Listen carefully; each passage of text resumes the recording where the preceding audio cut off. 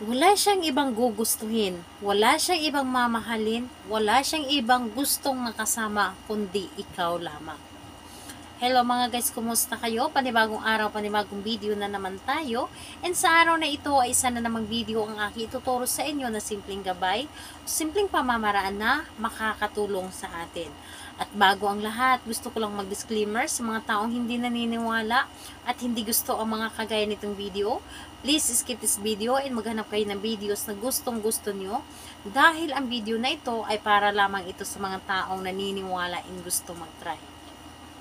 Sa lahat po ng mga nag-comment sa aking videos po dito sa loob ng aking channel, mag-iingat po sa mga nagre-reply sa inyo na dinadala kayo sa WhatsApp dahil sila po ay pera lamang ang habol sa inyo. Kaya naman, mag-ingat na lamang po ang lahat. So, ayun po, ituturo ko sa inyo paano kayo na gusto la or paano na kayo lamang ang gustong mahalin ng inyong mga partner. Kayo lamang ang gustong makasama o kayo lamang ang gusto niyang uh, mamahalin habang siya po ay nabubuhay pa. So dito po ituturo ko sa inyo kung paano at pwedeng-pwede itong gawin sa parihas ang kasarian, babae to babae and lalaki to lalaki. Syempre sa babae at lalaki. And pwedeng-pwede itong gawin kahit na kayo ay magkalapit at magka-LDR. Dito, kailangan natin ng materyales sa paggawa ng ritual na ito. Kailangan mo dito ng tissue or di kaya panyo. Tissue na ginamit mo pampunas ng inyong pawis. Yes po. Tissue po na ginamit mo, ikaw po mismo ang gumamit na ikaw ang gumawa, ikaw mismo ang gumamit na pinapunas mo sa inyong pawis. Dapat po ay may pawis mo itong tissue na ito. Hindi siya bago ha. Dapat po ay gamit na tissue. So, ayun po. Dapat ay gamit na tissue, yung may pawis mo, or di kaya panyo. So, pili lamang kayo kung ano yung ginamit ninyo sa pagpunas ng pawis ninyo, panyo or tissue. So, ito po ang ating gamitin. Ayan, syempre, kailangan din natin dito ng isang dahon ng laurel. Kailangan din natin dito ng maliit na papel. And, kailangan din natin dito ng panulat. Ito po ang ating mga bagay na dapat nating ihanda sa paggawa ng ritual na ito. Kapag handa na ang ritual na ito or handa na ang mga bagay na ating gagamitin sa paggawa ng ritual, ihanda mo rin ang inyong sarili. Kailangan na alam po ninyo sa iyong sarili na gustong-gusto mo itong gawin. Kailangan na buo po ang inyong loob sa paggawa at lubos ang paniniwala. And syempre, kailangan na mag-isa kang gumawa nito at hindi mo rin ito dapat ipapaalam sa kahit kanino. Dahil sa mga ganito, dapat po ay ikaw lamang ang nakakaalam.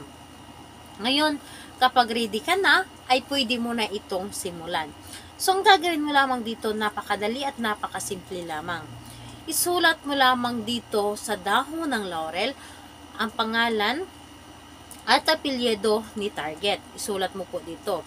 Ngayon po, kapag naisulat mo na ito, isulat mo rin dito sa baba na ako lamang ang gusto mong makasama, ako lamang ang gusto mong mahalin, ako lamang ang gusto mong makasama habang buhay. So, ayun po ang inyong isulat. Ngayon, dito sa papel na ito, isulat mo din dito sa itaas yung pangalan niya at apelyido at sa baba, isulat po ninyo yung mga gusto ninyong sabihin. Kumbaga, gumawa kayo ng kahilingan dito na matagal nyo nang gustong sabihin sa kanya na hindi mo masabi-sabi. Isulat nyo lamang dito lahat-lahat. Kumbaga dito mo sabihin lahat yung gusto mo na sabihin sa kanya na kailanman ay hindi mo nasabi sa kanya dahil nahihiya ka. So, isulat mo po dito lahat. Ngayon, kapag naisulat mo na dito lahat, isulat mo din dito yung pangalan mo at apelyido dito sa ibaba ng papel. At ipagsama ang dahon ng laurel at papel. Saka mo ito hawakan at humiling ka na nagmula sa inyong puso, dapat po ay taimtim. Hilingin po ninyo dito ang pangalan at apelyido ni target at sabihin mo na wala kang ibang mamahalin, wala kang ibang gustong makasama, at wala kang gustong nagiging masaya kundi ako lamang, o gustuhin mo o hindi ka mapakali hanggat hindi mo ako makikita, hindi mo ako makakasama, at gusto mo sa oras-oras, sa minuto, ako lamang ang iyong makikita sa iyong mga mata. So, hilingin mo dito na kailangan po na nagmula po sa inyong puso. Pagkatapos mong humiling dito, kunin mo ang inyong panyo or di kaya'y ang inyong tissue na ginamit na. Dapat yung panyo nyo din ay hindi mo ito labhan. Kapag panyo yung gamitin ninyo, dapat hindi ito labhan at dapat po ito ay nagamit mo sa pagpunas sa inyong pawis. So, ganun din po dito sa tissue. Pagkatapos ay ilagay lamang yung dahon ng laurel at papel at ibalot lamang siya. Ibalot mo lamang ang dahon ng laurel at papel na ito sa tissue or di kaya panyo. So, kailangan ibalot mo lamang ito ng maigi. And, ayun po, pagkatapos, ay ilagay mo lamang ito sa so, ayan po. Dapat po ay nakabalot na. And, ilagay mo lamang ito sa inyong wallet or di kaya bag. So, ilagay nyo lamang ito at asahan ninyo yung taong ginawa ninyo, mararamdaman ninyo kaagad kung ano man yung gusto niya mangyari sa inyong relasyon, ano man yung gusto niya, and syempre mararamdaman mo na gustong-gusto kanyang makasama sa araw-araw.